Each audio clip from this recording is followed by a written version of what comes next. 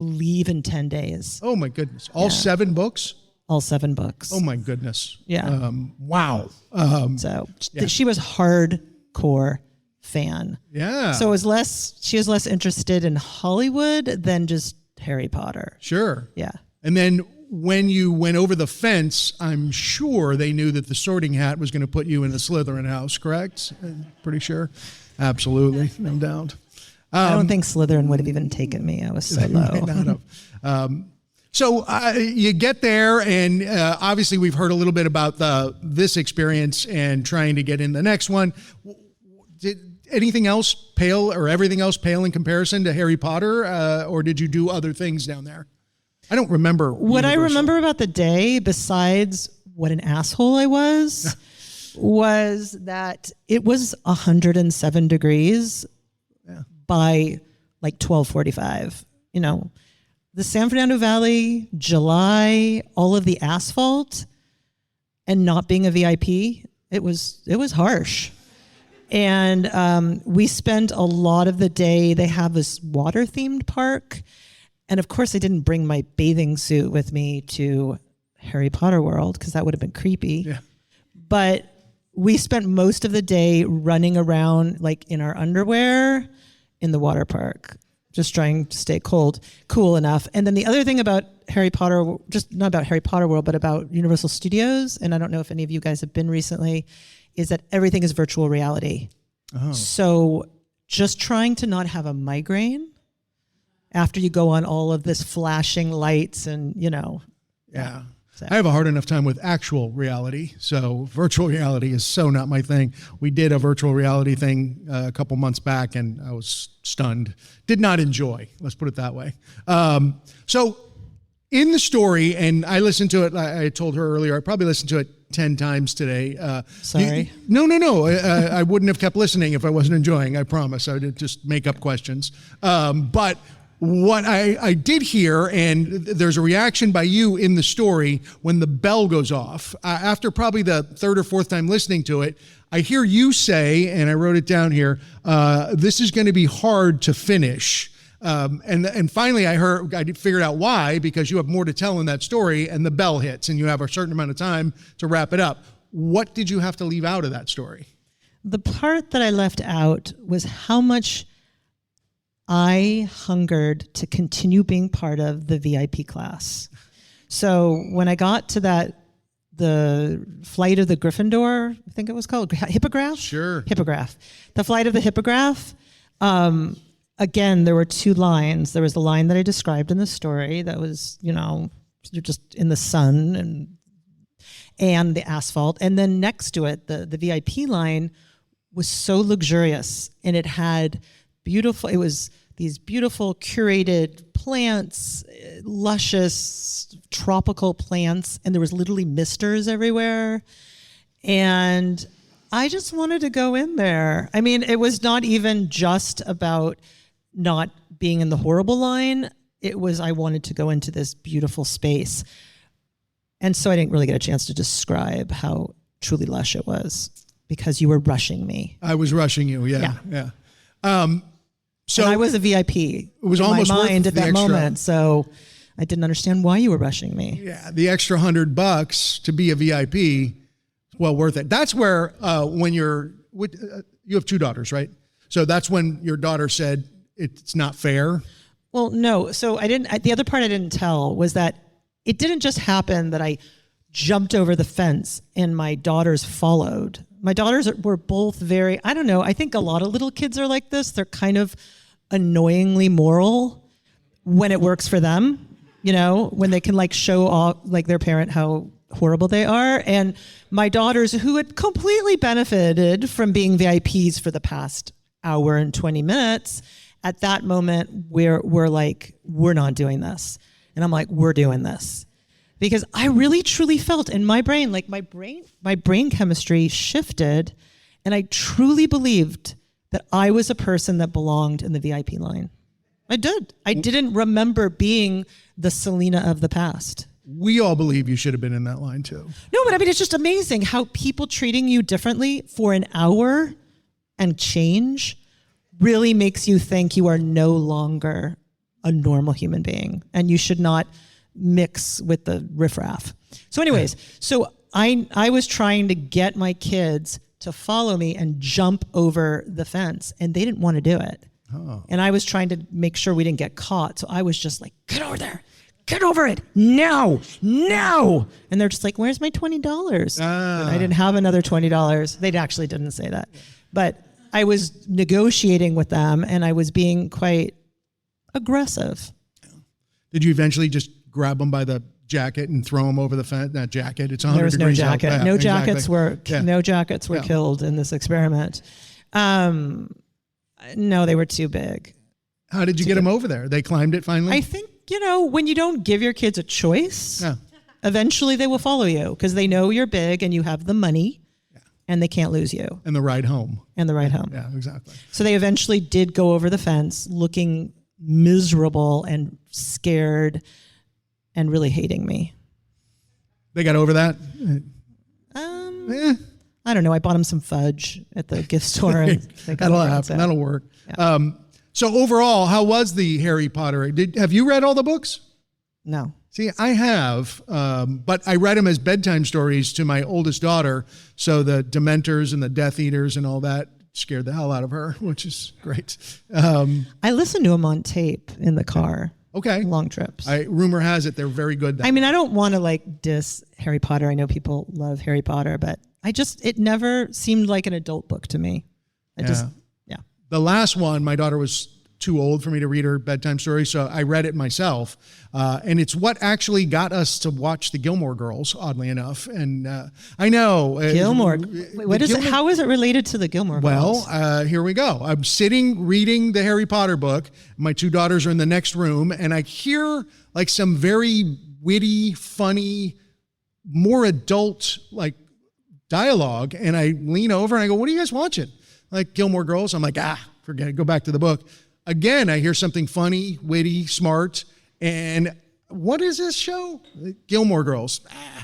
Third time, finally, I gave in and said, okay, stop it. We're going to episode 1, season 1. And we watched the entire thing. We own the box set. Our dog is named after one of the characters.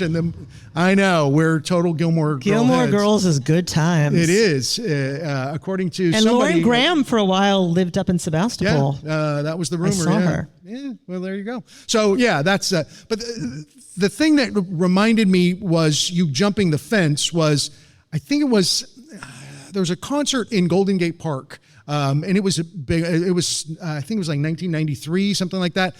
Peter Gabriel's the headliner. It's got Sinead O'Connor, Ziggy Marley, Crowded House, and my best friend and I do not have tickets. But we decide, come on, it's Golden Gate Park. There's got to be a way to get in. From the beginning of the concert, we can hear the whole thing, but we circle the entire concert, and it's fenced in. Nobody can get in. So by now, Peter Gabriel is ready to go on stage, and we're by the front gate. And ladies and gentlemen, Peter Gabriel, and everybody working goes into the concert. And my friend and I look at each other, and there's nobody watching the front, and we just walked right in to go see Peter Gabriel. And we stood, 50 feet from the stage. That's awesome. Yeah, exactly. But I had no kids giving me any sort of guilt trip at all. So it was. I once snuck into a luau in Hawaii. My husband and I wanted to go to a luau, but we didn't want to pay money for it. So we just figured the ticket was some puka shells. That's what they gave you, some puka shells to put around. So we just went to a gift shop down the street and we bought some puka shells, and we walked in and we sat down with everybody and we started eating the poi or whatever it is they gave us, and pork. And then I look up and I realize everybody's puka shells look different than our puka shells, because there were 2 options of puka shell necklaces and we chose incorrectly. So you chose the wrong one. It was so uncomfortable. Just didn't know whether everybody realized that we were intruders. And also, we have always taught our kids that life is not fair. So that's a good thing, when you're jumping over the fence and they give you that guilt look. Life is not fair. So come on, get over the fence, kids. Let's go. Take advantage of it. So preparing to tell the story, how do you do it? Do you write stories down all full out, or do you do a kind of outline of them? How does it work for you?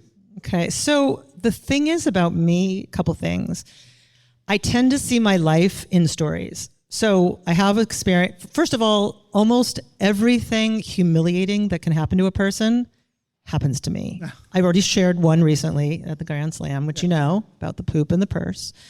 And so I have a lot of stories. And one of the way I deal with all the humiliating things that I experience is I turn them into stories. And I make fun of myself all the time. So I do have a lot of stories. The second thing about me is most of the stories that I have, I can't tell. They are not appropriate for a small town, such as Sebastopol that I live in. Yeah. And this was a story that I knew I could tell. So I immediately, when I heard All's Fair, I thought of this story. And what I'll do usually is I'll just write out the basic beats of the story. I know where it starts. I know where it ends. I know where like the heat is, where it turns. And I find that no matter how many times I write it, it's not what moves the story ahead. What always moves the story ahead is getting up on your feet and sharing it with one person or two people or your hamster or whatever. You just gotta get it going, and you gotta watch people's reaction while you tell the story to really know what works and what doesn't. So that's usually how I figure stories out. Do you rehearse them at home? How do you walk? I had somebody in here who went on a like dog walk, and they just talked the story over and over and over again, or maybe it was a bike ride. I don't remember. But how does that work for you? How do you prepare just to get up on stage in front of 100 people? You know, I find that the stories that are really true, that really resonate with me, I know them so well that I do not need to keep rehearsing them. Once I kind of let them out and let them live and share them, I know them, they're in my body, and I'm good to go. And in fact, over-rehearsing is a pitfall for me. So when you say over-rehearsing, I understand that, but let's say hypothetically you're telling a story that, you know, probably happened, let's say 20 years ago. I don't know when this story happened, but 20 years ago, you've probably told it multiple times over that 20 years. That's correct. Do you consider those rehearsals for an actual performance in front of a... 100%. Okay. 100%. Yes, I think that after a while, probably everybody has several stories in them. But there are a couple of stories that we all tell over and over again. And this I don't know if this was one of my main stories, but I was really familiar with it. So taking one of those main stories, whatever it is, how do you keep it fresh then for when you're going to tell it in front of an audience that's, you know, paid to come and see it? That is a really good question. Well, that's what I'm here for. That's why they chose me for this job. You're doing a really good job. Thank you so much. Yeah. So I was a different person when this happened, right? I was married.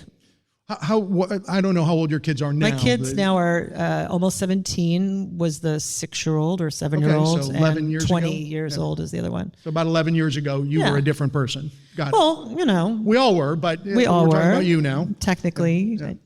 I was, had different things in my body. But I was married, and I was a mother of small children, and I was willing to go to Harry Potter World. I don't think I'm willing to go to Harry Potter World anymore.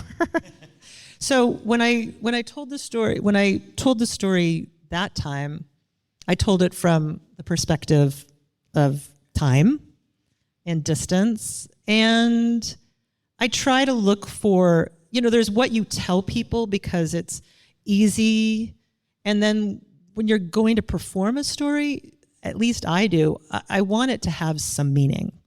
So I definitely reflect more on what it said about me. And I don't know that I was very effective, but I wanted to reveal something about myself and make fun of myself for being so easily swayed and becoming a person I didn't recognize in an hour and a half, So I guess I spend more time with the story and really try to go a little deeper with what it actually meant.